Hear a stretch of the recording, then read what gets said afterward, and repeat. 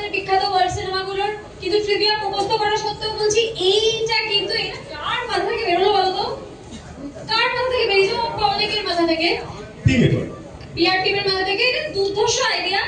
আমিও সত্যি কথা আমিও জানতাম না, যে আমি ভাবছি সৌম্যের দেরি হচ্ছে, আমাকেও সেটাই বলা হয়েছে, তোমরা তো তাই জানতে দেরি হচ্ছে। এদিকাকেও জিজ্ঞেস করলাম, ও আমাকে বলে আমি জানি না ও দুষ্টুমি করেছে কিনা আমার সঙ্গে, কিন্তু হয়তো করেছে নিশ্চয়ই, ও তো নায়িকা, দুষ্টুমি নিশ্চয়ই একটু তো করেছে, কিন্তু অভিনয়টা যে ভালো করে সেটা বোঝা যায়। খুব সাটলি আমাকে বলেছে, সাটলি, একটু দেরি হবে, খুব সাটলি বলেছে।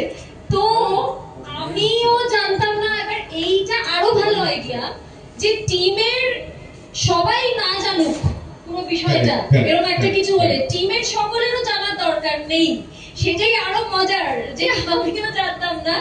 আর আমাদের তো আজকের আসল হিরো হচ্ছে এখানে দাঁড়িয়ে আছে, আসল হিরো এখানেই।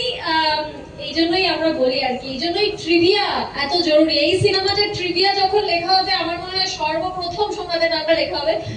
আর আমি জানি না কতক্ষণ ধরে আজকে